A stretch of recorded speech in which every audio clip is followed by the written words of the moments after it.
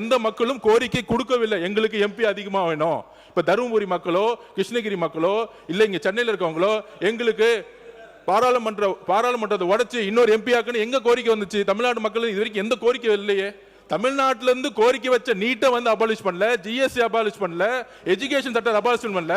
ஆனா தமிழ்நாட்டில இருந்து கோரிக்கை இல்லாம ஒன்றிய அரசு 50% கொடுக்குன்னு சொல்லும் பொழுது அங்க ஒரு அரசியல் இருக்குங்கிறத இங்க இருக்கவங்க எல்லாத்துக்கும் தெரியும். திமுக அதில் உடன்படிக்க கூடாதுங்கிறதா எங்களுடைய வேண்டுகோள். ஏன்னா திமுக கிட்ட எம்பிக்கள் இல்ல 50% உடன்படிக்க கூடாது. அதுதான் நான் சொல்ல வரேன். 50 நமக்கு அதுல உடன்படிக்கலன்னா ரொம்ப சந்தோஷம். அதுல எந்த விதமான கருத்து வேறுபாடு கிடையாது. நான் திருப்பி சொல்லி போறேன், மாநில கொள்கையில் வரும்போது நாம் எல்லாம் இணைந்துதான் ஆகணும். நான் வந்து திமுக எதிராக எந்த கருத்தையும் சொல்லல. தமிழக வெற்றி கழகமும் திமுகவும் அதிமுக ஒரு நிலைப்பாடு எடுத்துருச்சு, அது ஓகே. ஆனால் எப்படி வாஜ்பாய் காலத்திலேயோ எப்படி அம்மையார் இந்திரா காந்தி காலத்திலேயோ மாநில உரிமைக்காக எல்லோரும் சேர்ந்தோமோ, திமுகவும் காங்கிரசும் விசிகேவும் கம்யூனிஸ்ட் தோழர்களும் ஐயும்களும் எல்லோரும் சேர்ந்து அப்படி ஒரு 50% வந்தால் கடுமையா எதிர்த்து நிக்கணும். அதுல நாங்க பதிவு பண்றோம். திமுக எதிர்த்து நின்னாங்கன்னா ஏப்ரல் மாசத்துல இந்த பில்லை வந்து வராம பாத்துக்கிட்டு திமுக எம்பிக்கள் காரணம், அதையும் நான் பதிவு பண்றேன். மாநில உரிமை வரும்போது திமுக தான் எதிர்த்து நின்னாங்க. அதுல நாங்க வந்து எந்த திமுக செய்த நல்ல விஷயத்தை நாங்க செய்யல நாங்க சொல்ல வரல. இப்ப தமிழக வெற்றி கழகம் எம்பிக்கள் இல்ல, ஆனா மக்கள் தேர்ந்தெடுத்தது திமுக 2024 மக்கள் தேர்ந்தெடுத்த மிகப்பெரிய பொறுப்பை திமுக கொடுத்திருக்காங்க. அதோட காங்கிரஸோட சேர்ந்து எல்லோரும் சேர்ந்து நம்ம வந்து கடுமையான ஒரு பதிவை பண்ணுங்கிறதா எங்களுடைய வேண்டுகோள். விவாதம்.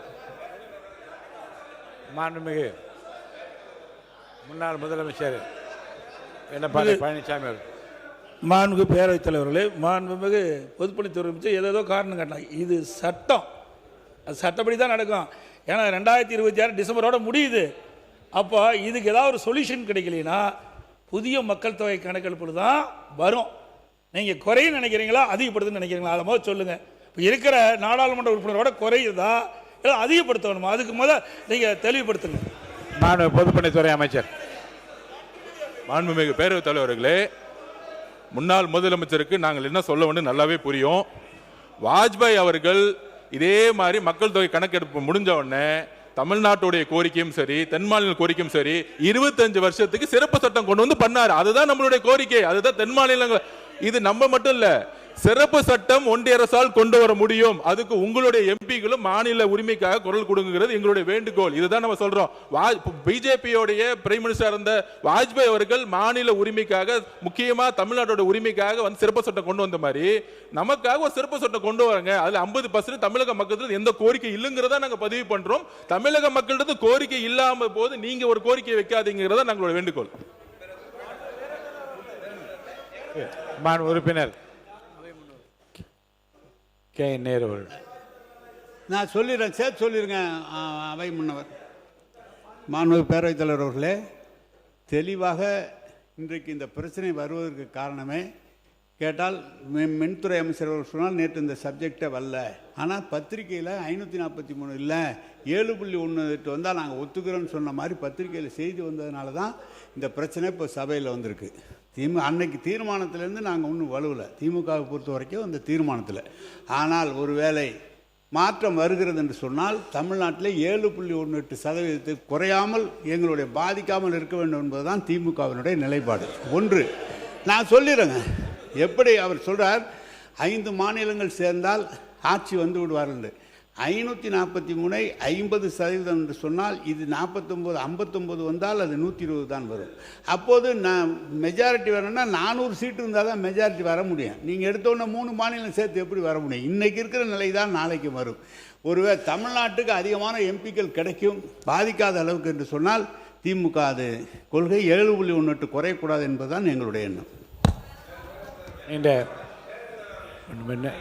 மாண்புமிகு சட்டத்துறை அமைச்சர் மாண்புமிகு பேரவைத் தலைவர் அவர்களே, இது நேற்றே வந்து இப்போ அதை திமுகவுடைய நிலைப்பாட்டில் தான் எங்கள் எல்லாருக்கும் சந்தேகமாக இருக்குது. ஏன்னா திரும்பவும் என்னென்னா இதுவரை ஒரு வார்த்தை கூட இந்த சட்டம் கொண்டு வரப்பட்டால் திமுக எதிர்த்து வாக்களிக்கும்னு ஒரு வார்த்தை கூட திமுக தரப்பிலிருந்து வரவில்லை. அது ஒரு முக்கிய விஷயம். ஏன்னா இதுவரை இந்த சட்டம் கொண்டு வரப்பட்டால் நாடாளுமன்றத்தில் நாங்கள் எதிர்த்து வாக்களிப்போம்னு ஒரு வார்த்தை, ஏன்னா இது 10 நாளாக டிஸ்கஸ் பண்ணிட்டு வரோம், ஒரு வார்த்தை கூட நாங்கள் எதிர்த்து வாக்களிப்போம்னு இதுவரைக்கும் சொல்லவில்லை. அதுதான் எல்லாருக்கும் சந்தேகத்தை ஏற்படுது. மறைமுகமாக இவர்கள் யாருக்காவது ஆதரிக்கிறது இதுக்கான வெளிப்பாடுகள் இருக்காங்க. அரசியல் அடக்குமுறைக்கு உள்ளாகப்பட்ட தலைவர் எங்களுடைய நிறுவனர் மருத்துவர் ஐயா.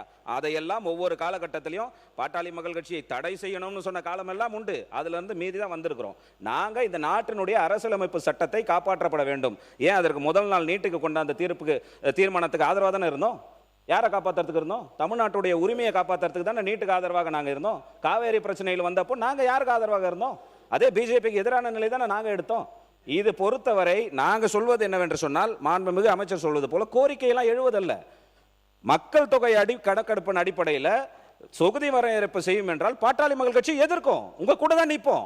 மக்கள் தொகை அடிப்படையில் வந்ததுன்னா நமக்கான பாதிப்பு ஏற்படும். நம்மளுடைய விகிதாச்சார அடிப்படை குறையும். 100% அரசு கொண்டு வர தீர்மானத்துக்கு ஆதரவாக தான் நாங்கள் இருப்போம். நாங்கள் சொல்வது என்னவென்று சொன்னால், இது யாரை கேட்டு வர்றதெல்லாம் இல்லை. சட்டம் வருவது என்றால் காலாவதி ஆகும்போது மறுவரை. இப்போ உள்ளாட்சி தேர்தல் வரப்போகுது. உள்ளாட்சிக்கு 10 வருஷத்துக்கு ஒரு தடவை மறுவரை கேட்கணும். எந்த உள்ளாட்சியில் கேட்டாங்க? எந்த உள்ளாட்சியில் எங்களுக்கு மறுவரை பண்ணுங்கன்னு யார் வந்து கேட்டா? யாரும் கேட்கல. சட்டம் காலாவதி ஆகும்போது மறுவரை என்பது தானாக நடக்கும்.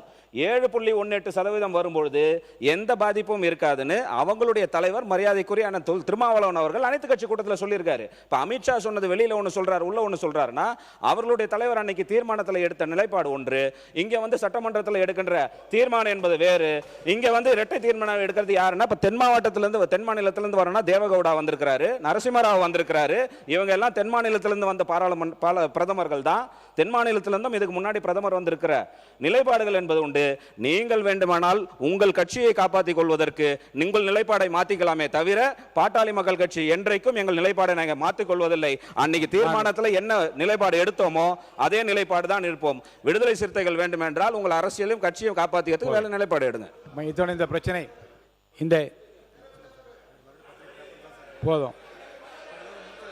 போதும் இல்லை, இந்த பிரச்சனை இல்லை இல்லை இல்லை தொகுதி மறுவரை பொறுத்த வரைக்கும் ஏற்கனவே அரசின் சால் தீர்மானம் நிறைவேற்றப்பட்டிருக்கிறது. அதில் பல கருத்துக்களை உறுப்பினர் சொல்லியிருக்கின்றீர்கள். எந்தெந்த கட்சி என்னென்ன முடிவு எடுக்கப் போகுது என்பதை நான் காலத்திற்கு விட்டு விடுகிறேன். அப்போது பார்த்துக் கொள்ளலாம். பிளே ஸ்டோர் மற்றும் ஆப் ஸ்டோரில் இருந்து பாலிமர் செயலியை QR கோடு மூலம் பதிவிறக்கம் செய்யுங்கள். செய்திகளை உடனுக்குடன் பெறுங்கள்.